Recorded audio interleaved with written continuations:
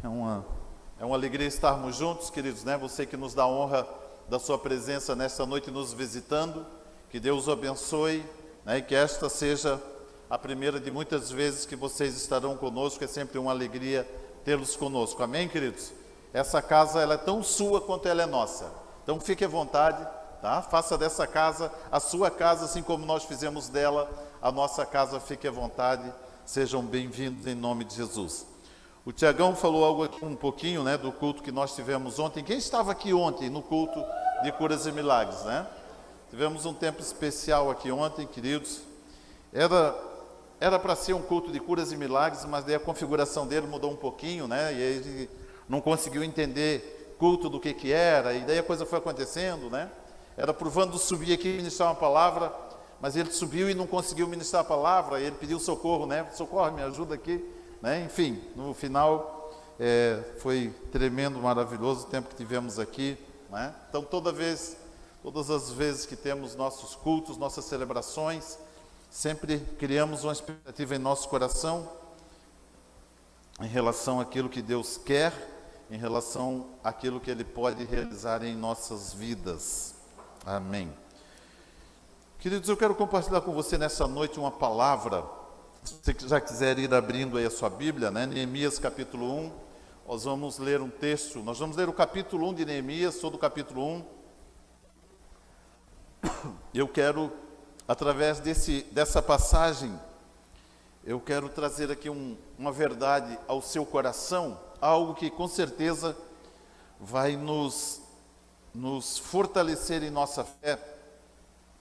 É importante nós entendermos, queridos, que a palavra de Deus, a Bíblia, a palavra de Deus, ela tem em si, né, no seu conteúdo, quando nós acessamos a palavra de Deus, quando nós lemos a Bíblia, nós acessamos verdades e valores da palavra de Deus, que o próprio Deus preparou, e é a única forma, queridos, de nós recebermos, né? É como se fosse uma vitamina que nós necessitamos, que todos nós necessitamos, e a única forma de nós recebermos essa vitamina é acessando a palavra de Deus. Ela não é uma vitamina para o nosso físico, ela é uma vitamina para o nosso espírito. E a única forma de nós recebermos essa vitamina é quando nós acessamos a palavra de Deus, seja por leitura ou seja por ouvir a ministração da palavra de Deus. Então, o meu propósito nessa noite é entregar para você uma vitamina para o seu espírito, amém? Você vai sair daqui com o seu espírito vitaminado nessa noite, em nome de Jesus. Eu quero compartilhar um pouquinho com você, querido. Antes de ler aqui o texto, eu quero fazer aqui uma exposição para nós podermos entender em que momento das Escrituras esse texto do livro do profeta Neemias ocorre. Nós temos dois momentos na Bíblia, lá no livro de Êxodo, quando a Bíblia fala da escravidão no Egito, né, que era um momento onde o povo permaneceu por 430 anos escravizado no Egito. Não é esse momento, né? O povo sai do Egito, eles passam pelo deserto 40 anos, entram em Canaã através de Josué, e eles conquistam a terra deles, Canaã. É uma terra onde agora eles não eram mais escravos, agora eles eram proprietários das terras, eles eram donos das terras. No entanto, depois que Deus deu a eles a herança prometida, né, através dos pais, né, os patriarcas Abraão, Isaque e Jacó, depois que essa promessa se cumpriu, que eles se tornaram proprietários das suas terras em Canaã, agora então eles abandonam as práticas de Deus, eles abandonam os costumes e eles começam a entregar-se à idolatria, a costumes e a hábitos que a Bíblia condenava. E por conta disso, então, Deus levanta o rei da Síria. O rei da Síria, ele invade Jerusalém, ele invade a região de Israel, e ele leva todo Israel cativo para a região babilônica. E eles voltam a ser escravos, eles permanecem lá por 70 anos. E esses 70 anos, queridos, eles permaneceram lá e eles serviam aos assírios, aos babilônicos. E dentre o povo hebreu, dentre os hebreus, os reis que existiam lá, eles escolheram alguns nobres, algumas pessoas dentre os hebreus bem instruídas, algumas pessoas com educação um pouco melhor, e trouxeram esses para perto de si. Uma dessas pessoas era Neemias. Ele foi servir o rei Artaxerxes, e ele foi se aproximando, ele foi servindo, ele foi sendo leal, e ele acabou se tornando uma pessoa de extrema confiança do rei da Síria. Ele se tornou o copeiro do rei. O copeiro não é aquela pessoa que lava copos, né? O copeiro é uma pessoa que ele experimenta a comida que o rei vai comer. Ele conhece o gosto do rei. Ele se aplica de forma, ele experimenta toda a comida que é preparada para o rei, ele experimenta antes para saber se aquela comida ela está do agrado do rei. O rei não recebia nada que não tivesse passado primeiro pela mão de Neemias. Neemias, ele era uma pessoa de confiança, extrema confiança do rei. E de repente, queridos, depois que eles já estavam ali 70 anos no cativeiro, eles começam então a voltar para Jerusalém, cerca de aproximadamente 1000 quilômetros da Síria até Jerusalém. Eles começam a retornar, vão voltando devagarinho, vão voltando de grupo, de famílias, vão voltando. E quando eles chegam em Jerusalém, eles encontram a cidade deles destruída, completamente destruída. Ficou 70 anos abandonada, os muros foram derrubados, as casas foram derrubadas, e eles retornam então agora tristes. Eles no seu coração, eles ao saírem da Síria, eles perceberam, eles imaginaram que agora eles voltariam para casa, encontrariam lá tudo prontinho, tudo como deixaram, diferente do que eles imaginavam. A cidade agora estava completamente destruída. E Neemias, então, morando no palácio de Suzã, na fortaleza de Suzã, ele recebe a visita do seu irmão Hanani, junto com mais alguns hebreus, e ele pergunta a respeito do povo. Escuta, como que está o povo? Como está a nossa nação? Eles estão voltando para Israel, para Jerusalém, e a cidade está destruída, eles estão muito tristes, estão muito deprimidos. Então, Neemias, ele tira um tempo de jejum e oração, 4 meses aproximadamente, e depois então desse período ele vai à presença do rei, e ele pede para o rei uma autorização para que o rei permita que ele vá a Jerusalém ajudar os seus irmãos. E ele ainda pede algo a mais para o rei, ele pede algumas cartas dando autorização para que ele possa receber doações, madeiras e tudo mais que ele precisa para coordenar a reconstrução da cidade. Nós vamos fazer aqui a leitura dessa passagem, e eu quero dessa passagem, queridos, extrair aqui alguns valores, algumas verdades para o nosso coração. Eu já compartilhei essa palavra de manhã, e eu creio, queridos, com muita convicção, que você vai sair daqui dessa noite abençoado pela palavra de Deus que você vai receber no seu coração. Amém, queridos? Então, vamos fazer a leitura do capítulo 1 de Neemias.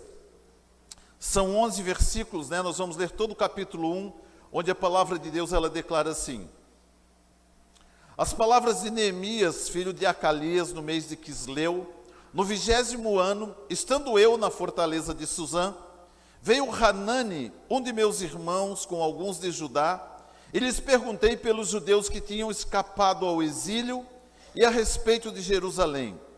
Eles me disseram: os que sobreviveram ao exílio e estão de volta na província, encontram-se em grande aflição e humilhação. Os muros de Jerusalém foram derrubados, e as suas portas queimadas a fogo. Quando ouvi estas palavras, assentei-me e chorei. Lamentei por alguns dias, e estive jejuando e orando perante o Deus dos céus. Então eu disse: Senhor, Deus dos céus, Deus grande e temível, que guardas a aliança e a benignidade para com aqueles que te amam e obedecem os teus mandamentos. Estejam atentos os teus ouvidos e os teus olhos abertos, para ouvires a oração do teu servo, que hoje faço perante ti, de dia e de noite, pelos filhos de Israel, teus servos. Faço confissão pelos pecados dos filhos de Israel, que temos cometido contra ti. Também eu e o povo de meu pai pecamos.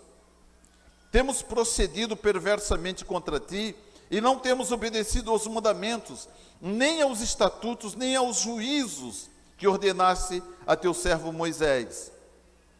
Lembra-te da palavra que ordenaste a teu servo Moisés, dizendo: se fordes infiéis, eu vos espalharei entre os povos. Mas se voltardes para mim, obedecerdes aos meus mandamentos e os cumprirdes, ainda que os vossos exilados estejam na extremidade do céu, de lá os ajuntarei e os trarei ao lugar que escolhi para lhe fazer habitar o meu nome. Estes ainda são os teus servos e o teu povo que resgatasse com o teu grande poder e com tua mão poderosa. Ah, Senhor, estejam atentos os teus ouvidos à oração do teu servo e a dos teus servos que se deleitam em reverenciar o teu nome. Dá êxito ao teu servo, concedendo-lhe favor perante esse homem. Nesta época, eu era copeiro do rei. Curve sua cabeça, queridos, vamos orar mais uma vez ao Senhor. Pai, muito obrigado, Pai querido. Nós reconhecemos a tua bondade, nós reconhecemos, Pai, a importância, ó Deus, da palavra de Deus, das verdades que nela estão contidas. São verdades abençoadoras, são valores extraordinários.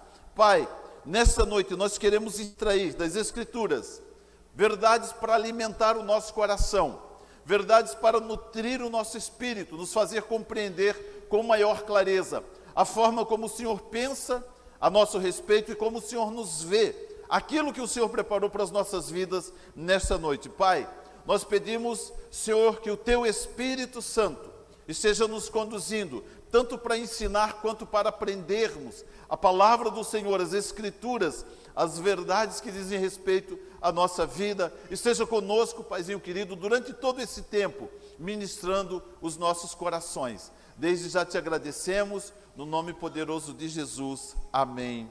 Glória a Deus. Quero usar como título, queridos, dessa ministração, nessa noite, o renovo da restauração. O renovo da restauração. O renovo por causa do tema, né, o tema do ano, que nós estamos debaixo dessa palavra profética, o ano do renovo. E a restauração, porque nós entendemos o seguinte, queridos: a obra de Deus em nossas vidas, ela sempre objetiva restaurar algo. Deus, ele tem o propósito de restaurar valores no nosso coração que nós perdemos ao longo da nossa caminhada.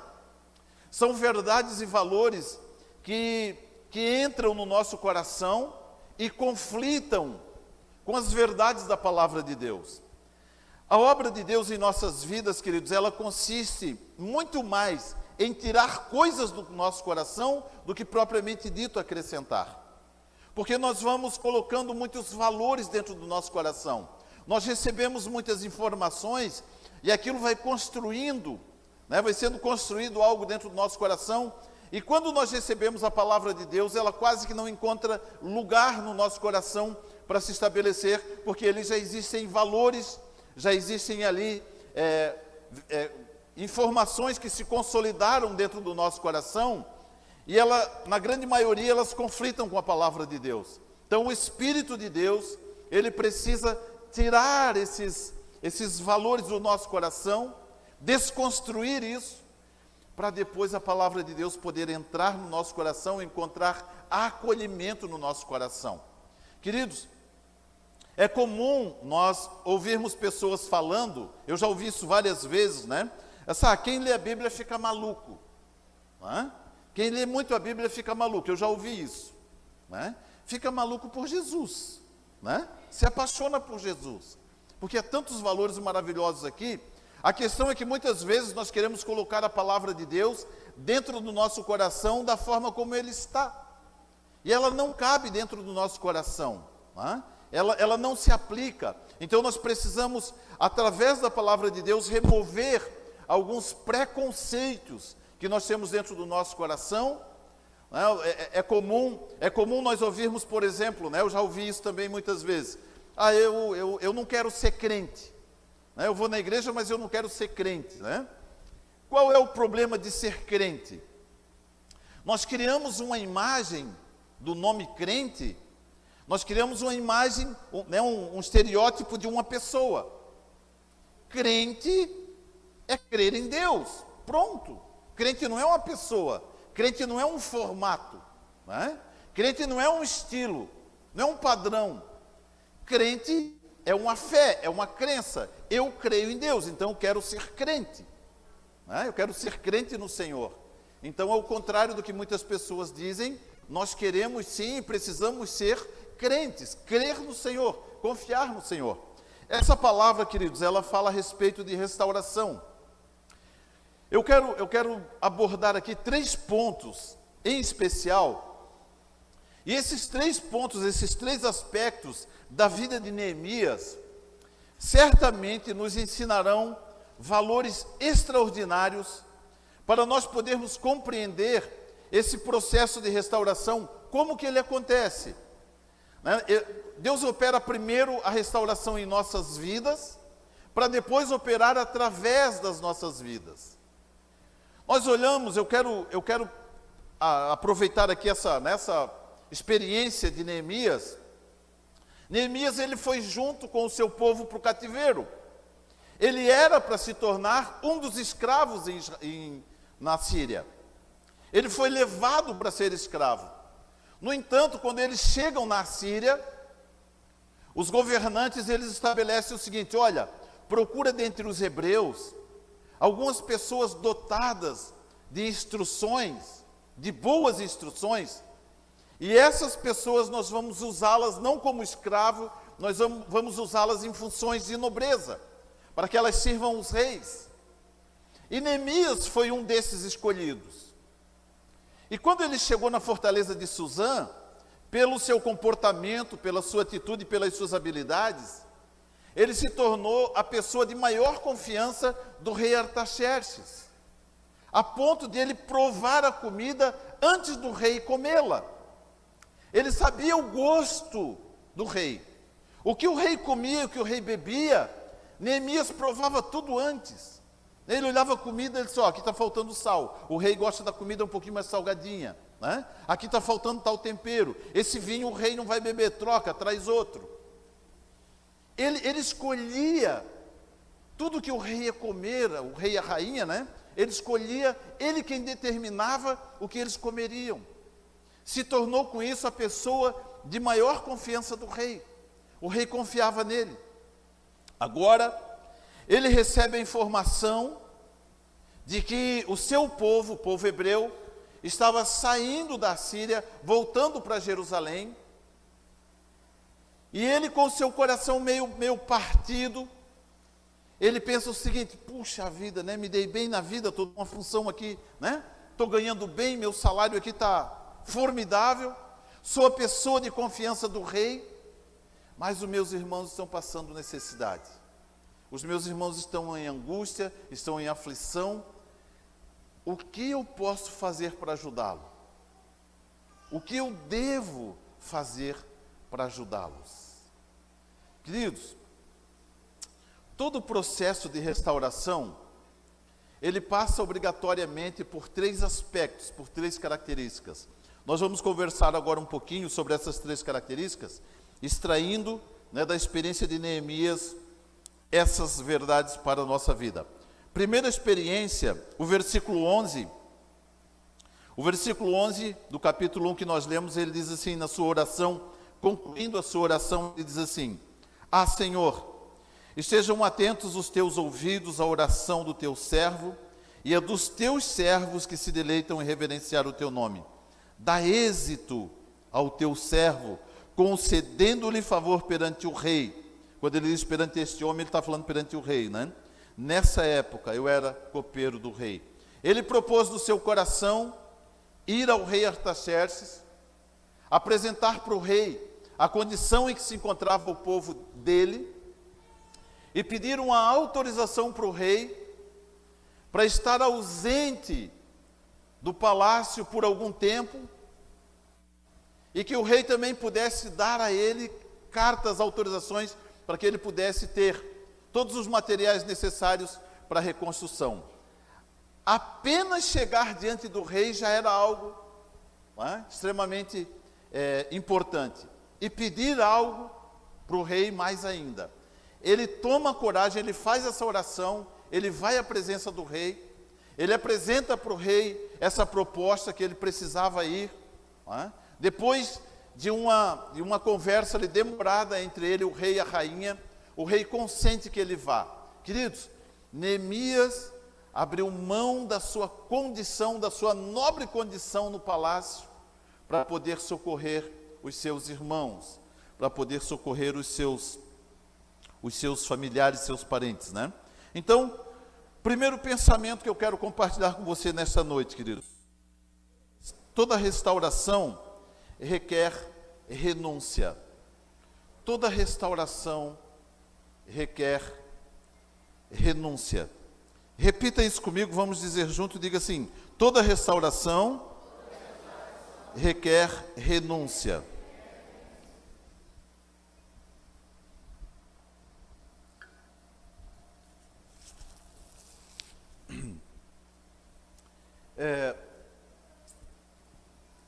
É interessante, queridos, que quando nós começamos a fazer parte de uma igreja, de um corpo de Cristo, ou do corpo de Cristo, né? Quando nós começamos a fazer parte do corpo de Cristo, o nosso coração ele é tomado por um sentimento, e o próprio Espírito Santo ele coloca esse sentimento dentro do nosso coração, de que existem pessoas que precisam viver o que nós estamos vivendo, que existem pessoas que precisam abandonar a vida que estão levando e assumirem um compromisso de responsabilidade com o Senhor. Mas para que nós possamos ajudar essas pessoas, é necessário que haja da nossa parte uma renúncia, um comportamento de renúncia. Nós precisamos renunciar a algo. Nós precisamos renunciar a alguma coisa. Essa renúncia é como se fosse o start, como se fosse a indicação nossa para Deus, dizendo que nós estamos dispostos a operar essa obra. Deus, Ele nos chama de uma forma assim, extremamente especial. Nós sentimos no nosso espírito esse chamado de Deus, né? Deus nos chama, Ele coloca dentro do nosso coração um desejo, uma necessidade de resgatarmos pessoas, de restaurarmos pessoas, né? Esse sentimento vem para dentro do nosso coração e nós começamos a olhar para as pessoas, a vida que elas levam, a condição que elas vivem. Nós começamos a olhar para elas e desejar que elas abandonem aquela condição e comecem a viver uma vida justa. Só que o passo seguinte depende de nós e não de Deus. Porque Deus coloca dentro do nosso coração esse desejo, quase como uma necessidade nossa. E o passo seguinte, queridos, para que isso comece a se construir, chama-se renúncia. Nós precisamos renunciar a algo nas nossas vidas. Neemias, ele recebeu esse chamado e ele renunciou à condição em que ele se encontrava. Agora o fato é, queridos, quando nós somos chamados por Deus, desafiados por Deus, para ajudar alguém, o que nós estamos dispostos a renunciar em nossas vidas em favor das pessoas? Não o que nós podemos, mas o que nós devemos renunciar. Porque às vezes, queridos, quando passa pelo nosso coração o sentimento de ajudar alguém, invariavelmente isso acontece conosco, né? Todos nós recebemos esse chamado. Mas quando nós somos desafiados a renunciar a algo, olha, Deus, na realidade não era bem isso que eu estava imaginando, né? Eu meio que mudei de ideia, deixa como está. Queridos, essa passagem bíblica, a vida de Neemias, ela nos ensina que Deus nos chama, mas a concretização desse chamado, ele se dá quando nós nos dispomos diante de Deus a renunciar a algo que nós conquistamos legalmente. Conquistamos às vezes pela nossa capacidade, né? Conquistamos pelo nosso trabalho. Estamos dispostos a renunciar àquilo. Estamos dispostos a renunciar a algo em favor de outra pessoa? Sem renúncia, não se alcança restauração. Neemias renunciou à sua condição de copeiro do rei para viajar a Jerusalém e dedicar a sua vida em favor do povo que estava em necessidade. A renúncia é uma semeadura que fazemos sem que tenhamos consciência de quanto estamos semeando. Deixa eu pegar aqui um exemplo, exemplificar isso. Há uns meses atrás, a pastora Cristiane ministrou uma palavra aqui, ela falou um pouquinho sobre renúncia, e nessa renúncia, ela falou um pouquinho, por exemplo, da época quando nós viemos de Blumenau para Balneário Camboriú. Então, nós tínhamos em Blumenau uma vida, queridos, muito cômoda, né? Nós estávamos com nossa vida, né? Eu não lembro exatamente com que idade eu vim para cá, mas me parece que, se não me engano, foi com 40 anos, alguma coisa assim. 42, 43, por aí. Nós tínhamos planejado a nossa vida todinha. Toda a nossa vida estava planejada, inclusive a nossa aposentadoria. Nós já havíamos planejado tudo. Nós tínhamos uma condição financeira, né, bastante boa lá. Planejamos, estávamos já assim mais pisando o pé no freio do que no acelerador. Estava mais diminuindo a velocidade do que... E de repente Deus nos chama para vir para Balneário Camboriú.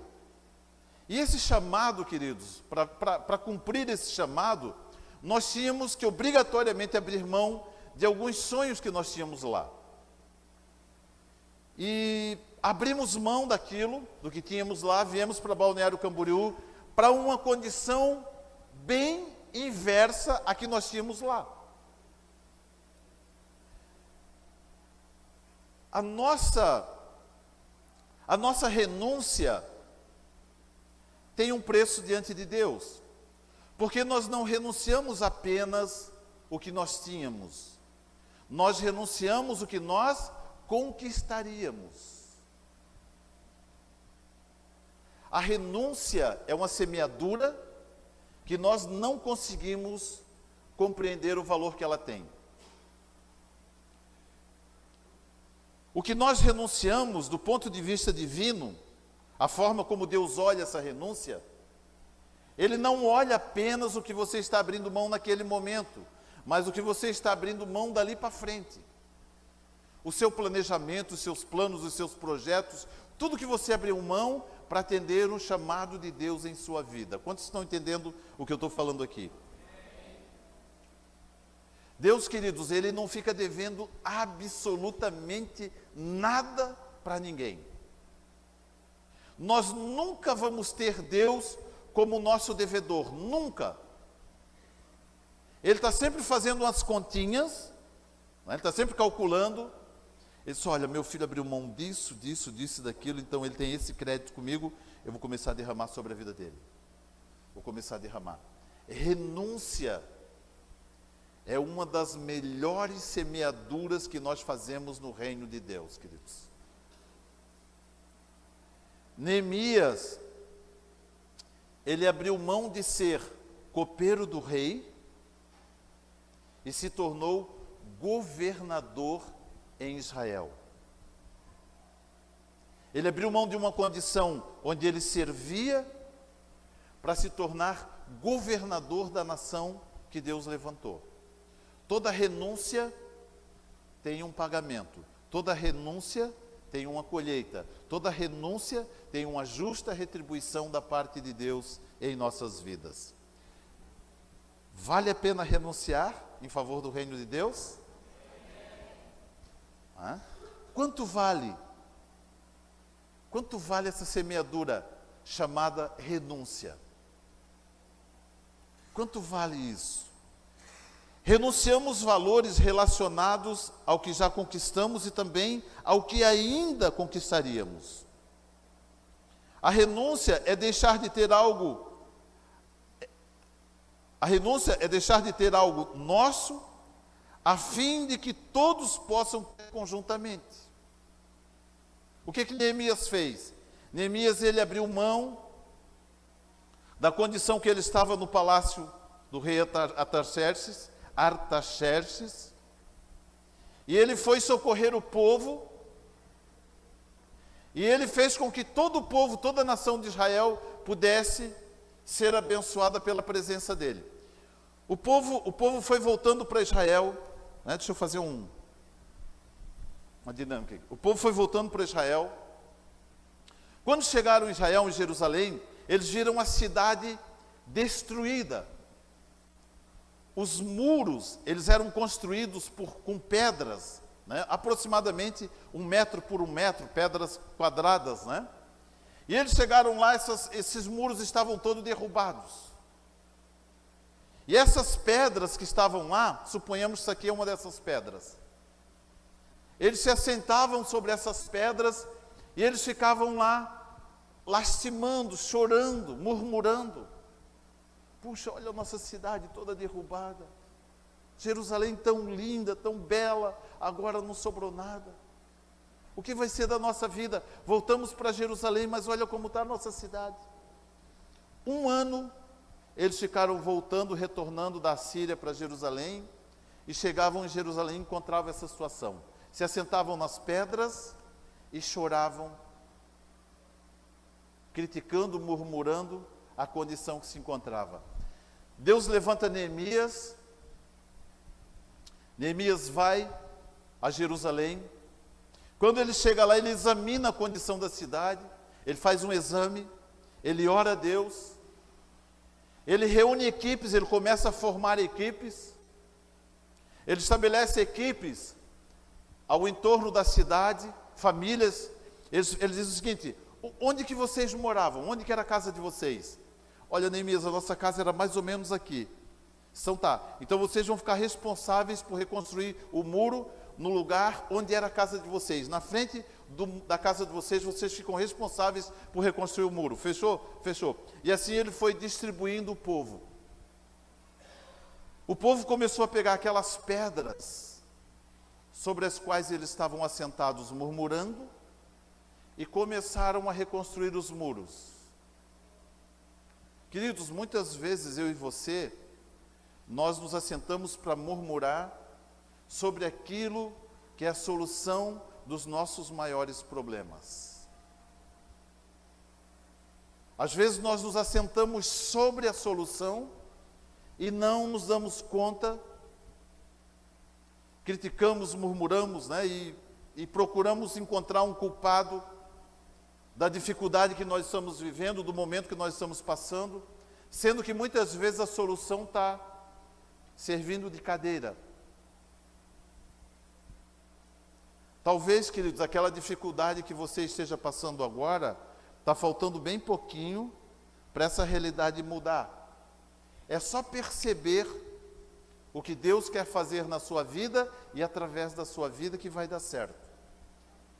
Eu creio, pela graça de Deus, que se alguém dentre nós, nessa noite, está passando por essa situação, vai sair desse lugar com entendimento, desperto em seu coração daquilo que Deus quer que você faça para mudar essa situação em nome de Jesus. Primeiro passo, queridos, renúncia. A renúncia nos faz abrir mão de algo que somente nós conquistamos para que todos possam usufruir conjuntamente daquela nossa conquista. Segundo pensamento, eu vou dar um pulinho lá, um pouquinho para frente no capítulo 4, versículo 1 e 2. Capítulo 4 de Neemias, eu vou ler aqui o versículo 1 e 2, ele diz assim: quando Sambalate ouviu que reedificávamos o muro, ficou furioso, se indignou muito e zombou dos judeus. Disse na presença dos seus irmãos e do exército de Samaria: que fazem estes fracos judeus? Será que vão reedificar o muro? Irão eles sacrificar? Acabarão a obra num só dia? Conseguirão vivificar as pedras que foram queimadas? Eles começaram a reconstruir os muros, estavam se unindo, estavam se organizando. Neemias conseguiu reunir ali as equipes, as famílias, né, os grupos. E de repente, queridos, no meio da reconstrução surgem opositores. Pessoas que se opuseram à reconstrução dos muros. Então, segundo pensamento, toda restauração encontrará oposição. Toda reconstrução encontrará oposição.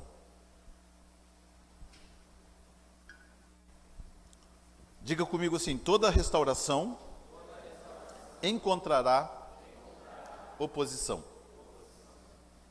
Anos atrás, nós nos dispusemos a ajudar uma família lá em Blumenau, 19 pessoas morando numa casa só, entre adultos e crianças.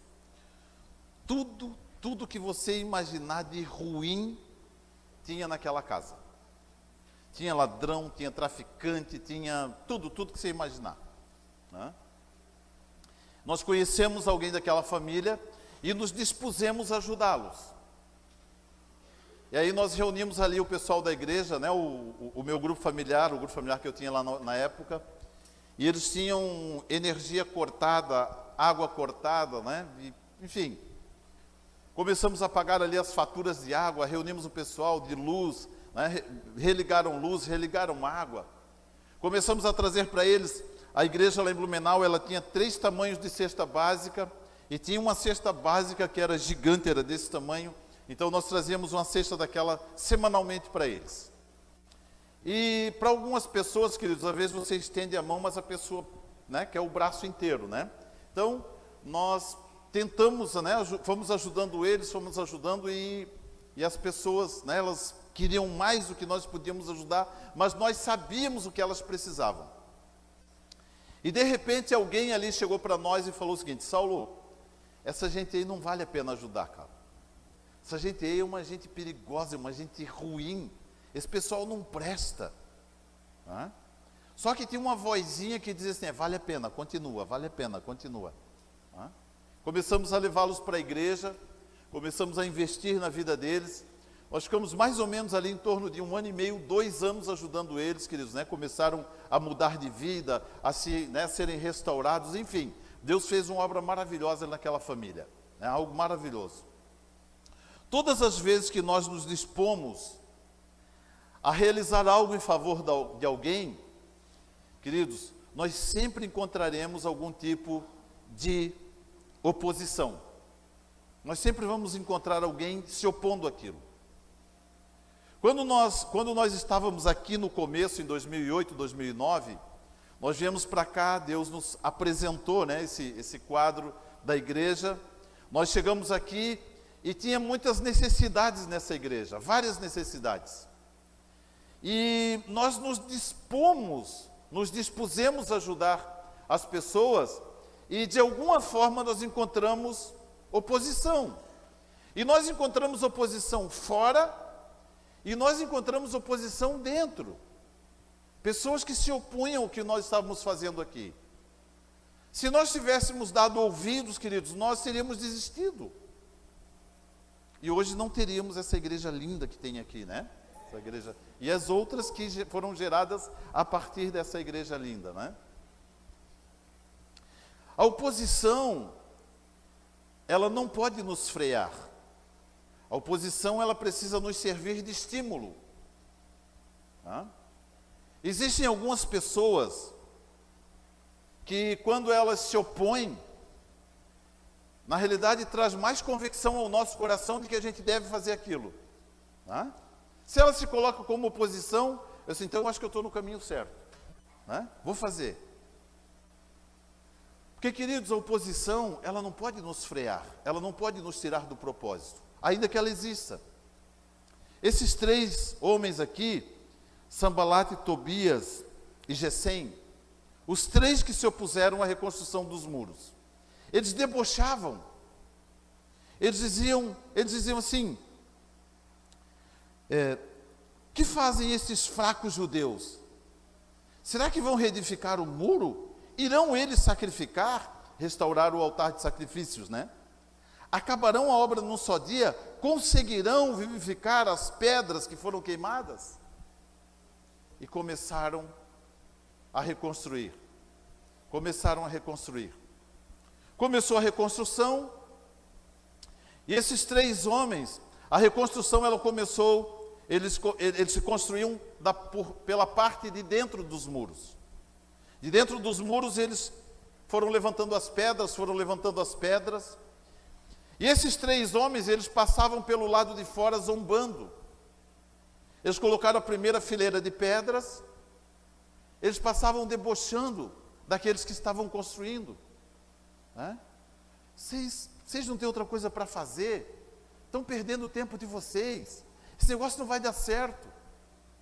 Só que quando eles passaram depois, a fileira de pedras já estava mais alta. Não vai dar certo esse negócio que vocês estão fazendo aí. Não vai funcionar. Não é assim que se faz esse negócio. É melhor vocês desistirem. Olha, vocês não entendem muito do que vocês estão fazendo. Né, Odinho e Pati? Vocês não entendem muito de jovens. Vocês não têm muita experiência com jovens. O que vocês estão fazendo não vai dar em nada. Aí quando eles passaram, queridos, que a fileira já estava um pouquinho mais alta, eles tinham que pular e não conseguiam mais se opor. Eles não conseguiam mais fazer oposição pelo lado de fora. O que eles fizeram? Foram para dentro, fazer oposição de dentro. Entraram em Jerusalém, pegaram uma colher, para ajudar lá na massa, e eles começaram a instigar as pessoas a desistirem do que estavam fazendo. Olha, esse negócio aqui não vai dar certo não, sabe? Esse negócio aqui não é bem assim que funciona, é isso que falaram para vocês, não é bem desse jeito, E as pessoas começaram a parar. Quando a oposição veio de dentro, pararam. Começaram a pensar. Queridos, você está entendendo o que eu estou falando aqui, né? Às vezes, queridos, nós ouvimos algumas mensagens, e essas mensagens, elas nos fazem parar e dizer, puxa, será que ele está falando Não. Deus me deu um propósito, Deus me entregou um propósito, eu vou continuar nele. Eu vou perseverar, eu não vou abrir mão. E Neemias perseverou nesse propósito. Neemias perseverou nesse propósito, queridos. Sempre encontraremos oposição a qualquer obra que visa a restauração de alguém desacreditado. Somente trabalhamos para reconstruir aquilo no qual acreditamos haver algum valor. Quando Jesus chegou na nossa vida, o que ele encontrou nas nossas vidas? Que valor que ele encontrou em nós? O que nós éramos quando Jesus chegou em nossas vidas? O que nós tínhamos de valor? Eu lembro que a primeira oração que eu fiz, quando eu aceitei Jesus, eu falei assim para ele, Senhor, tudo que 27 anos eu tinha, tudo que um homem poderia fazer de errado na vida eu fiz. Essa outra parte da minha vida, Senhor, eu quero viver para te alegrar, eu quero ser um motivo de prazer e de alegria ao teu coração. Deus tomou essa oração, foi afunilando o nosso caminho, foi direcionando, nos fez pastores. Nunca na minha vida eu planejei um dia me tornar pastor, queridos, nunca. Não planejei isso. Deus nos fez pastores. Ele pegou essa oração, ele encontrou valores em nós. Ele encontrou valores. Nós só investimos naquilo que nós atribuímos valor. Às vezes, queridos, nós temos alguns conhecidos, alguns amigos, familiares, que alguém já falou para você, não adianta investir nessa pessoa, não vale a pena. Deixa eu desfazer essa mentira. Vale a pena investir nessa pessoa. Vale a pena dedicar tempo investindo nessa pessoa. Pastor, mas já faz tanto tempo que a gente está orando, que a gente está investindo. Existe um valor nela, porque Jesus morreu por ela também. Vale a pena investir nessa pessoa. Vale a pena continuar investindo. Não desista, não desanime. Né? Vai dar certo em nome de Jesus. Uma hora você vai ver ela convertida no nosso meio e talvez mais convertida do que nós mesmos. Né? É maravilhoso quando nós vemos, queridos, pessoas, né, se entregando a sua vida para Jesus e de repente você se surpreende com aquela pessoa que ela está fazendo mais do que você. Né? Primeiro você tem, é como se fosse, né, põe uma cordinha e vai puxando, né? Vai puxando, depois ela vai caminhando, ela alcança você, daqui a pouco ela está puxando você, né? Daqui a pouco a corda arrebenta e você não consegue mais segurar ela.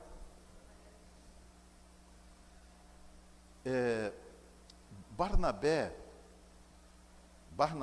ele foi a pessoa que chamou Saulo para o serviço do Senhor. Ele se lembrou de Saulo e disse: olha, eu conheço um rapaz, né, um jovem, que é dedicado às coisas de Deus, eu vou chamar ele para me ajudar.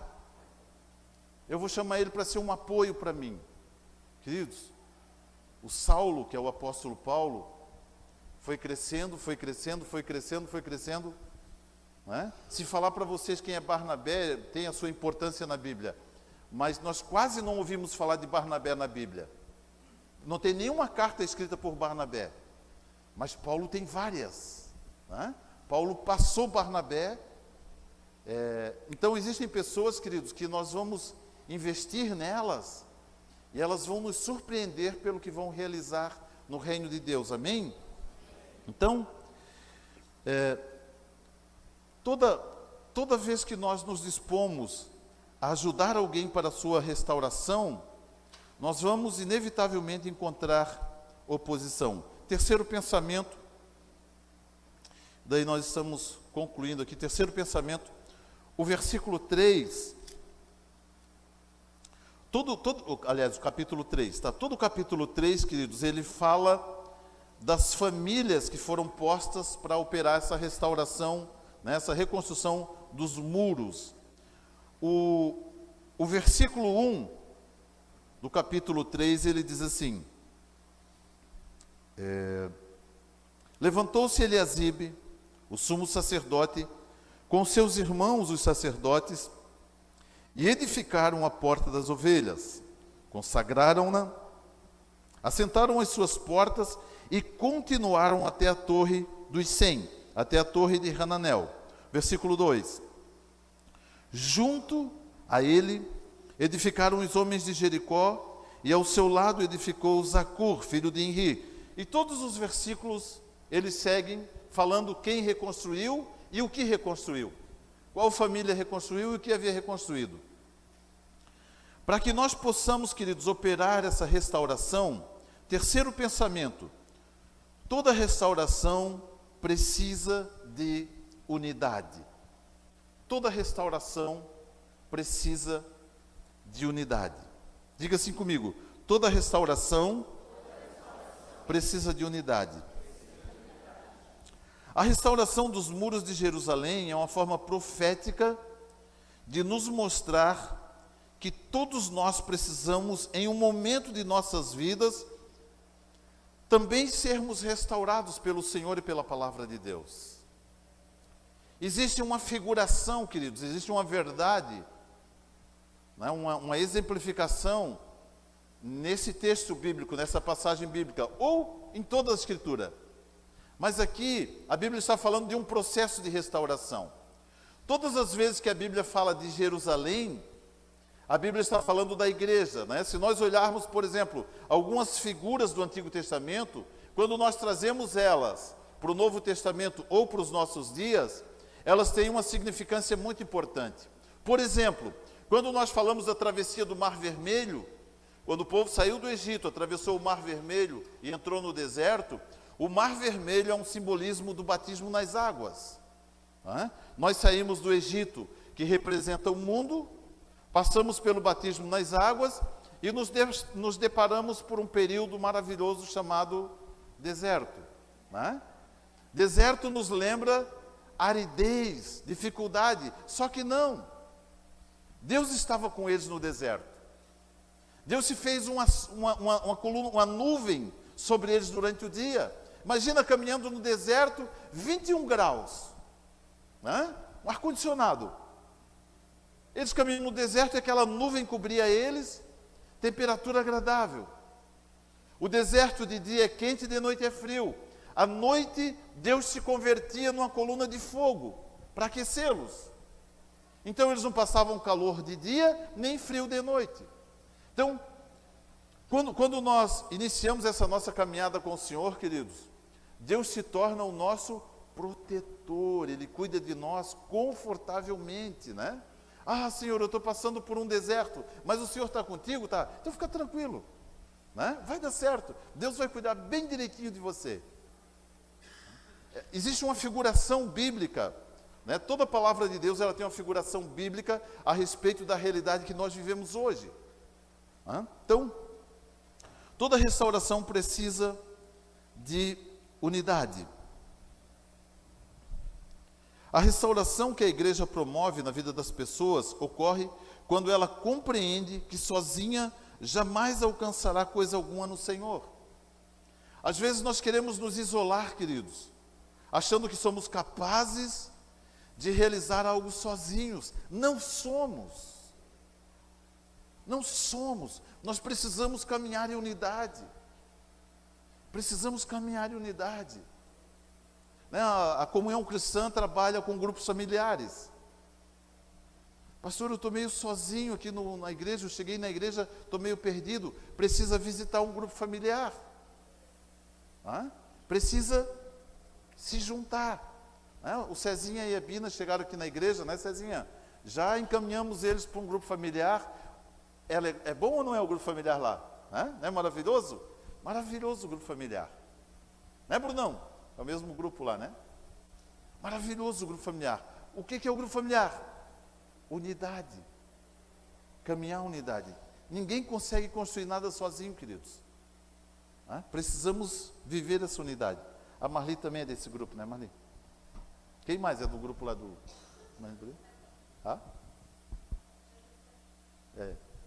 Cezinha Janamá. A unidade é um lugar que devemos alcançar em nossas vidas, e isso demonstra que vencemos um dos maiores adversários, nós mesmos. Queridos, caminhar em unidade, nós precisamos vencer um dos maiores adversários que nós temos, que somos nós mesmos. Dos três inimigos, dos três adversários que nós temos, Satanás, que é nosso adversário, não de Deus, nosso, a Bíblia diz isso. O mundo, é o nosso adversário. Por quê? Porque o mundo tem sempre uma cilada preparada ali, para quem não está lá, tem sempre uma cilada preparada para que a pessoa saia daqui e se prenda lá. Então mas o maior adversário, queridos, somos nós mesmos, a nossa alma, que ela diz o que nós devemos fazer. E nós muitas vezes nos sujeitamos a ela. Quer ver uma coisa? Meu extrato bancário está aberto aqui. Isso aqui é uma bênção, amém? Amém? Eu faz anos, queridos, anos que eu não entro mais na fila de um banco. Uso aqui. Nós fazemos aqui algumas programações, por exemplo, né, das atividades da igreja, nós programamos, nós enviamos as mensagens, né, é uma ferramenta maravilhosa. Mas isso daqui também pode ser um grande problema, se a pessoa não souber usá-la. Queridos, quando uma criancinha está fazendo algo errado, a gente diz, não faz isso, não faz isso. A gente sempre fala não para ela. Vai abrir uma gaveta, não. Vai mexer assim, não faz isso. A gente está sempre dizendo não para alguém. A gente precisa aprender a dizer não para si mesmo.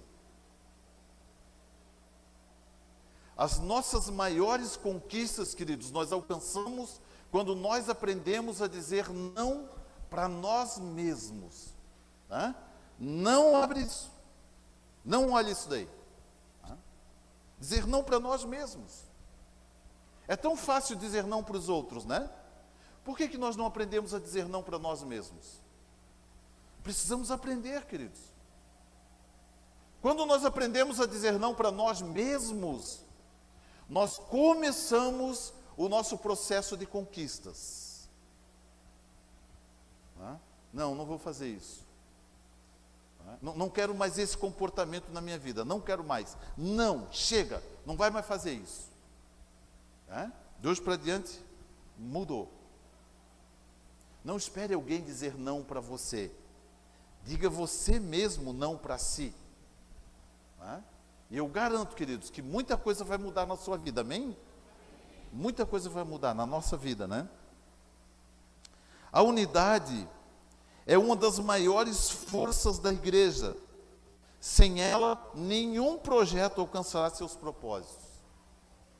A unidade, querido, nos faz conquistar coisas extraordinárias, coisas maravilhosas. É através da unidade que a verdadeira igreja se forma. Neste caso, não importa a quantidade de membros que uma igreja possa possuir. Se ela alcançou a unidade, ela é uma igreja grande e de relevância.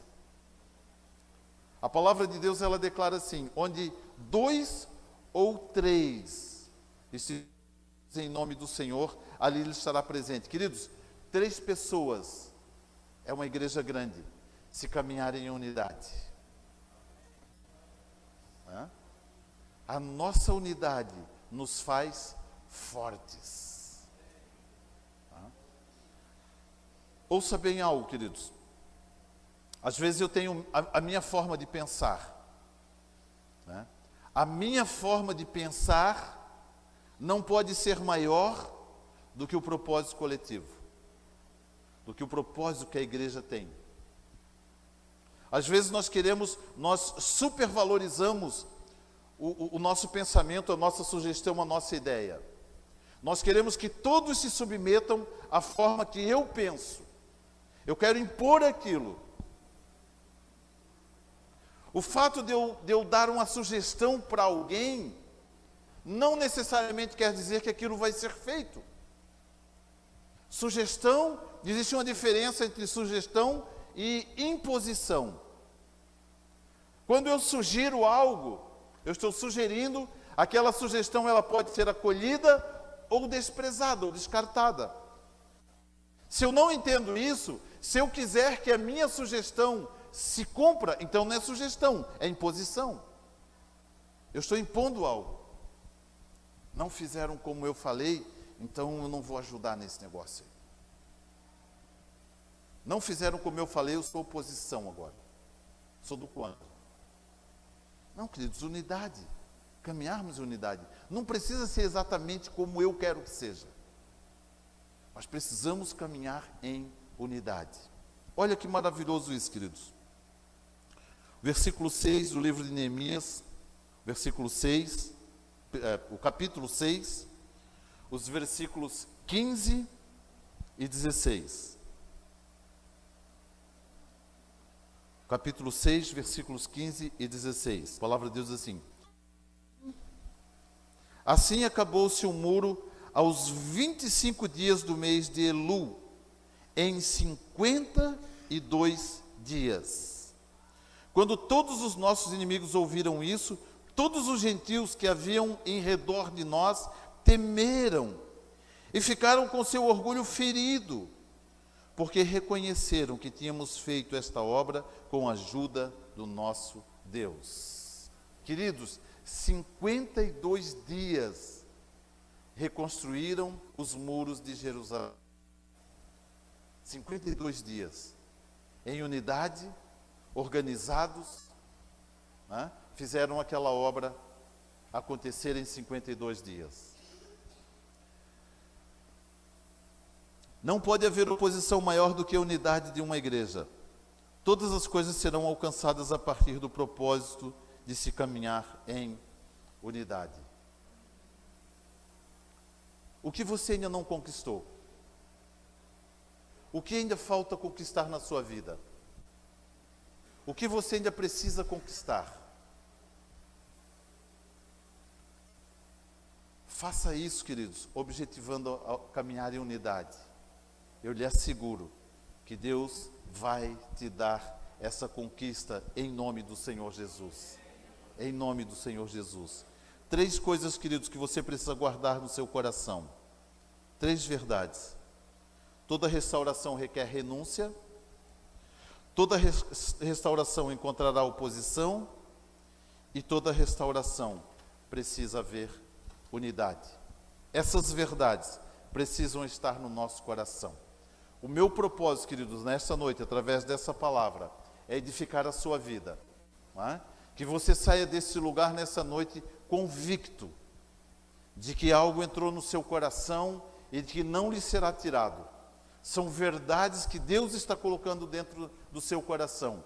São mudanças que precisam acontecer no nosso comportamento, para que a nossa vida realmente encontre, né, um resultado, o êxito naquilo que nós estamos empreendendo. Quantos recebem essa palavra no seu coração? Vamos aplaudir Jesus, né, por essa palavra. Glória a Deus, queridos. Glória a Deus. Obrigado, Jesus. Obrigado, Jesus. Vamos colocar em pé, queridos. Quero orar abençoando a sua vida.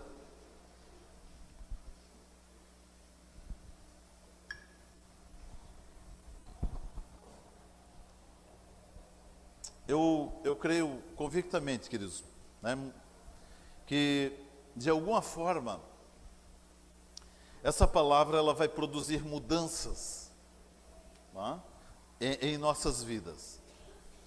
Até porque nós estaremos compartilhando ela durante a semana nos grupos familiares, mas fundamentalmente que nós tenhamos esse posicionamento.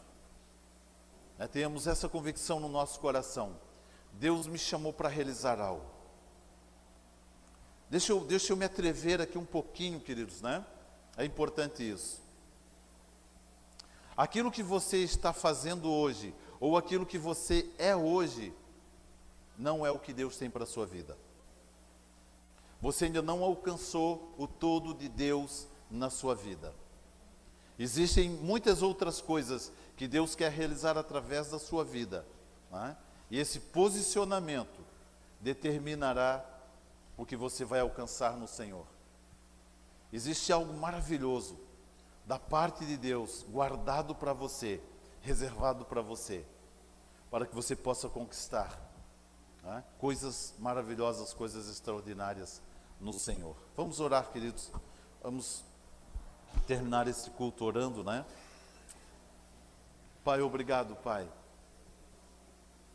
Pai, obrigado porque o Senhor, nesse momento, o Senhor está passando por esse lugar e o Senhor está visitando corações. O Senhor está olhando para o coração das pessoas que estão aqui, Pai. Os sentimentos que estão ali dentro, Paizinho querido, Deus, aquilo que pode ter sido, Pai, para algumas pessoas um fracasso, uma derrota, uma decepção. Pai, nessa noite, o Senhor está convertendo, Deus, essa decepção em algo maravilhoso, em algo extraordinário, Pai.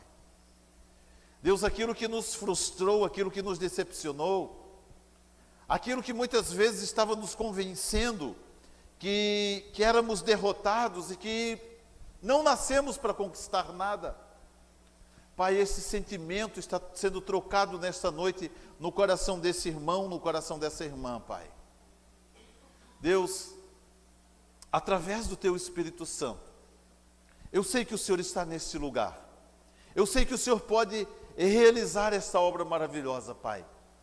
Troca-lhe agora esse sentimento, Deus. Troca-lhe agora, Deus. Dá a essa pessoa, Paizinho querido, a convicção, a certeza, Pai, de que, Senhor, o Senhor deu a ela uma habilidade extraordinária, Paizinho querido, algo maravilhoso precisa acontecer na vida desse meu irmão, dessa minha irmã, Paizinho querido, porque é o desejo do Teu coração, Pai.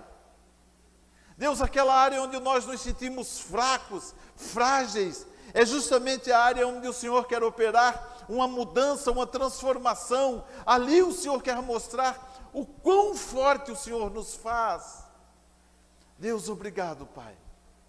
Obrigado, Paizinho querido, porque o Senhor está tirando do nosso coração nesta noite um sentimento de fracasso, um sentimento de fraqueza, ó Deus, de inutilidade, Paizinho querido, e colocando, Deus, um sentimento, uma certeza, uma convicção de que nós podemos fazer algo melhor, Paizinho querido, movidos pelo Senhor, compelidos pelo Senhor. Pai, que essa palavra possa adentrar cada coração, Pai, nesta hora, e promover essa mudança, essa transformação. Pai, existem pessoas que o Senhor colocou propositalmente, ó Deus, em nossas vidas. Familiares, conhecidos, amigos, Paizinho querido, que o Senhor colocou, que o Senhor trouxe para junto de nós, para que nós sejamos Neemias na vida delas, Pai. Para que nós sejamos a fonte de socorro para a vida dessa pessoa. Para que nós sejamos aqueles, ó Deus, que o Senhor irá usar, Paizinho querido, para produzir essa mudança, para provocar essa mudança na vida dessas pessoas, Pai. Senhor, nós queremos sair deste lugar nessa noite, com o nosso coração entusiasmado, o nosso coração, Paizinho querido, convicto, Deus, de que algo novo está acontecendo em nossas vidas, de que algo diferente, Paizinho querido, começa a acontecer em nossas vidas. Pai, começa a tocar agora, Pai, começa a tocar agora, cada coração, cada pessoa, trazendo, Senhor, dos céus, Pai, a manifestação do Teu poder, a manifestação da Tua graça, para que essa mudança, Paizinho querido, se concretize em nossas vidas. Esta é a nossa oração, Paizinho querido, este é o nosso clamor diante do Senhor nesta noite, em nome de Jesus. Amém. Glória a Deus. Mais uma vez aplauda ao Senhor nesta hora, queridos. Amém. Glória a Deus.